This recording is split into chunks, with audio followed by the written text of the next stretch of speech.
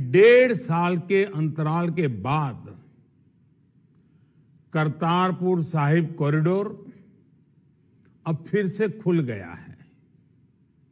साथियों, गुरु नानक जी ने कहा है, बीच दुनिया सेवी कमाइए त दरगिह बेसन पाइए। यानी संसार में सेवा का मार्ग अपनाने से ही जीवन सफल होता है।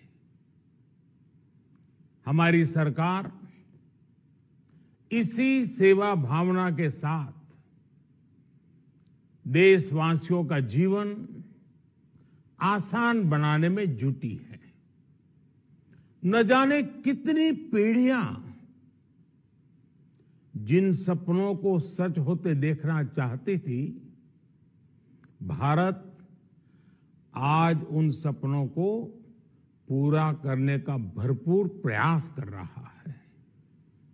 साथियों, अपने 5 दशक के सार्वजनिक जीवन में मैंने किसानों की परेशानियों को, उनकी चुनौतियों को बहुत करीब से देखा है, महसूस किया है। इसलिए जब देश ने मुझे 2014 में प्रधानमंत्री के रूप में सेवा का अवसर दिया, तो हमने कृषि विकास, किसान कल्याण को सर्वोच्च प्राथमिकता दी। साथियों, इस सच्चाई से बहुत लोग अनजान हैं कि देश के 100 में से 80 किसान छोटे किसान हैं। उनके पास 2 हेक्टेयर से भी कम जमीन है। आप कल्पना कर सकते हैं, इन छोटे किसानों की संख्या 10 करोड़ से भी ज्यादा है।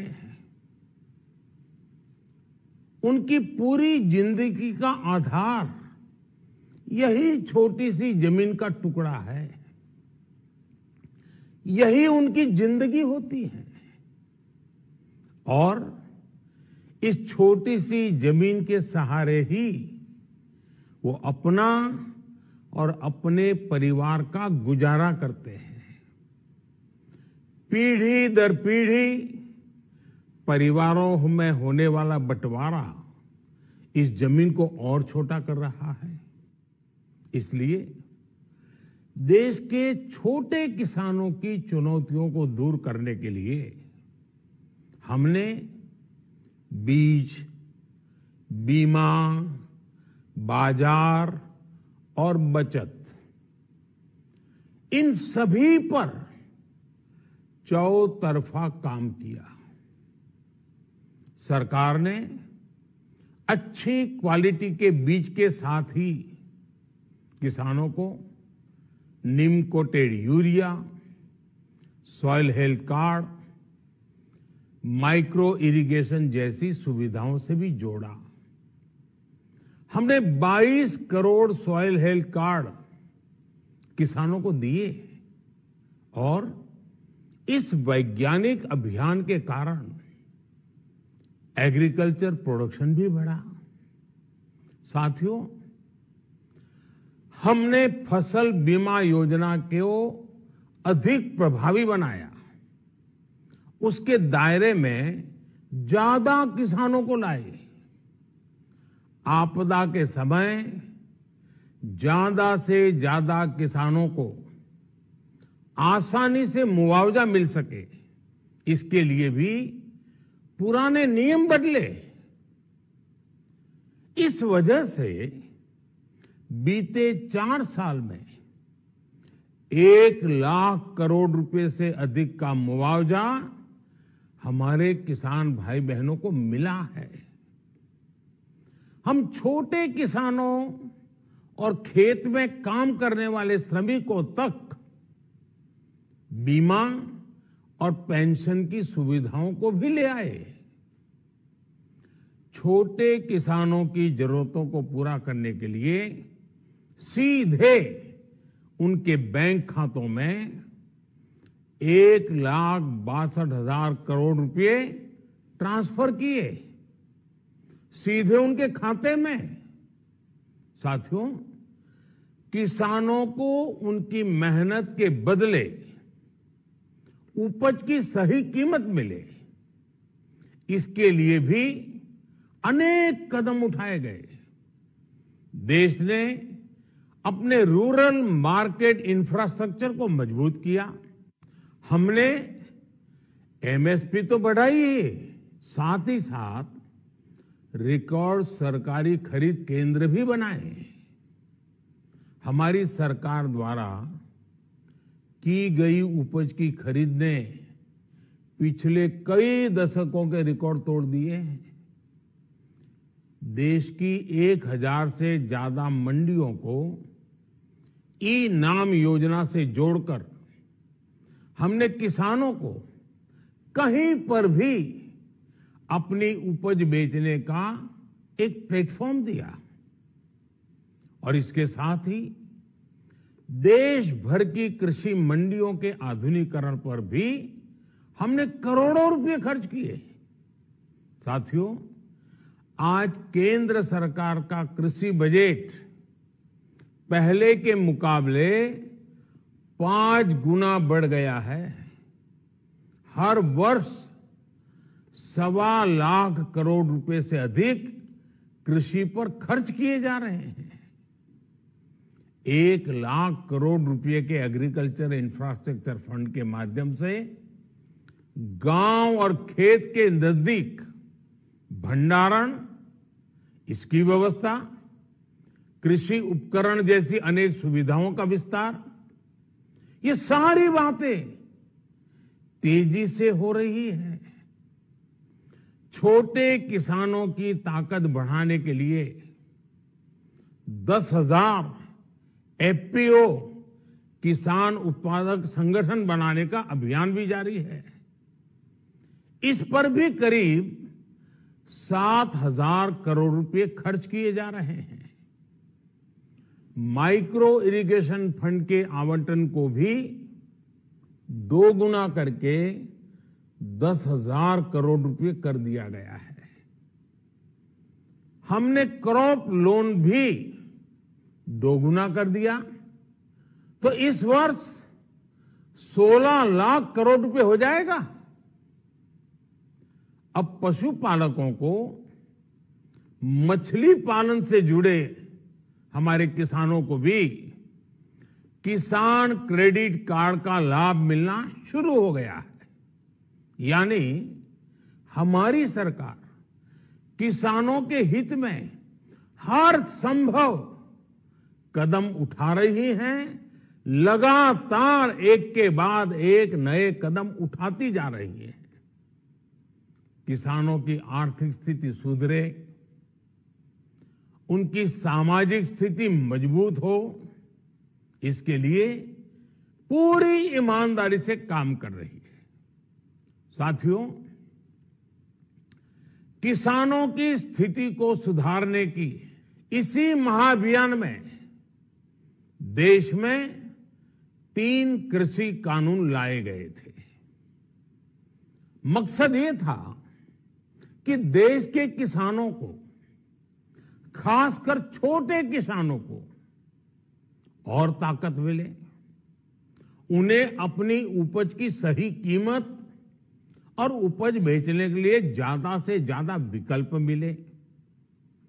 बरसों से ये मांग देश के किसान, देश के कृषि विशेषज्ञ, देश के कृषि अर्थशास्त्री, देश के किसान संगठन लगातार कर रहे थे।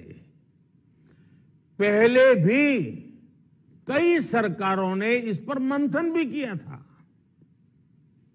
इस बार भी संसद में चर्चा हुई, मंथन हुआ और ये कानून लाए गए। देश के कोने कोने में कोटि कोटि किसानों ने, अनेक किसान संगठनों ने इसका स्वागत किया, समर्थन किया। मैं आज उन सभी का बहुत बहुत आभारी हूं, धन्यवाद करना चाहता हूं।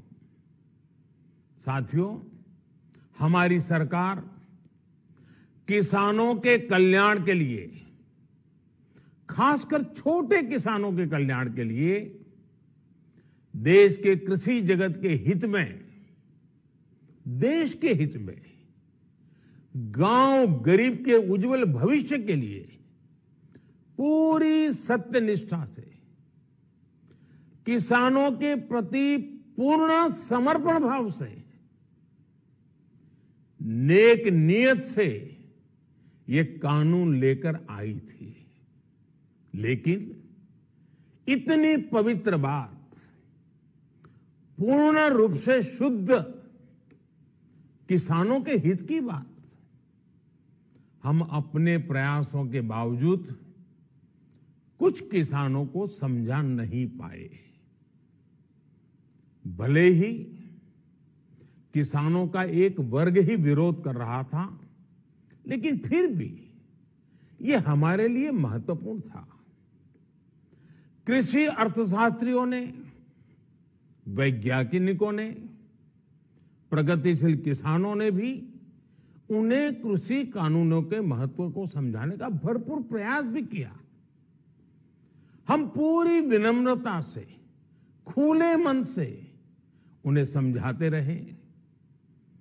अनेक माध्यमों से व्यक्तिगत और सामूहिक बातचीत भी लगातार होती रही। हमने किसानों की बातों को, उनके तर्क को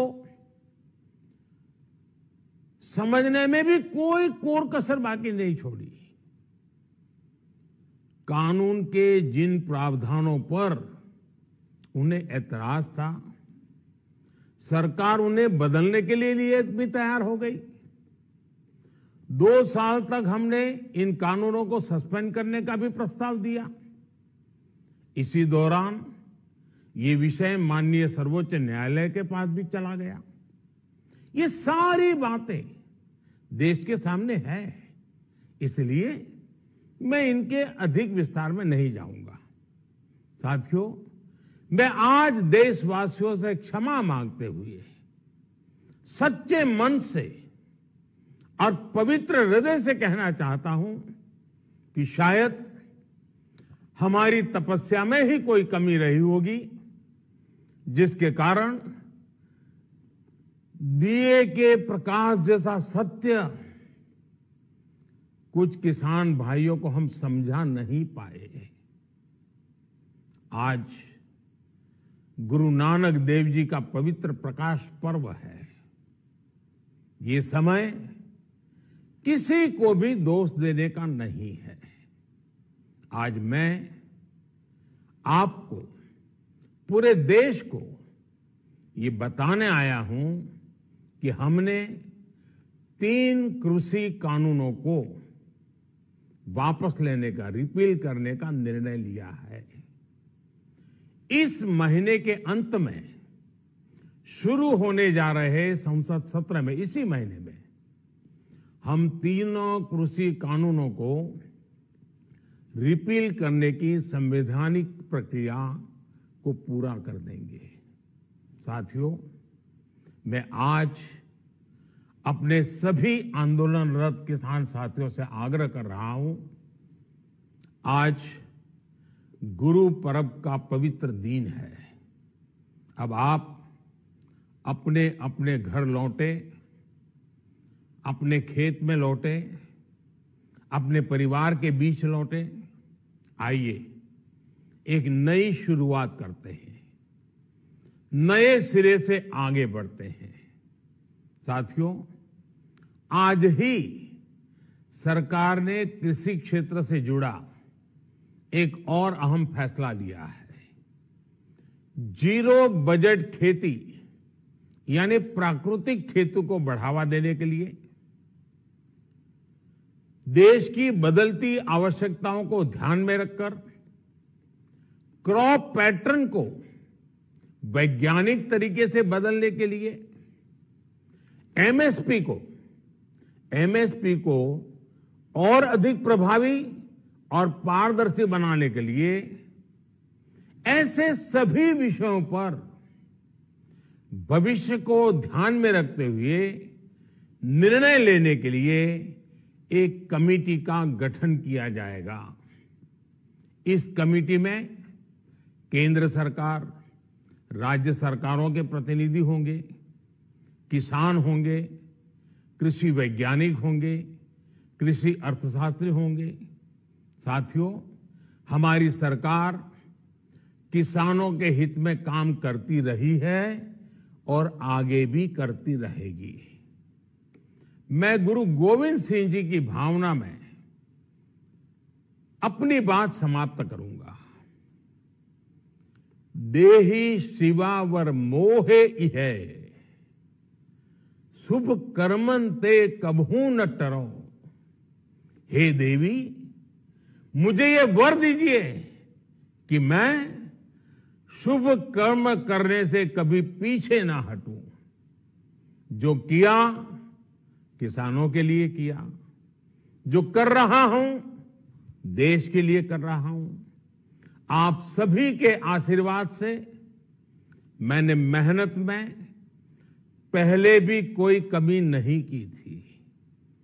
आज मैं आपको विश्वास दिलाता हूं कि अब और ज्यादा मेहनत करूंगा ताकि आपके सपने साकार हो सके, देश के सपने साकार हो सके। आपका बहुत बहुत धन्यवाद। नमस्कार।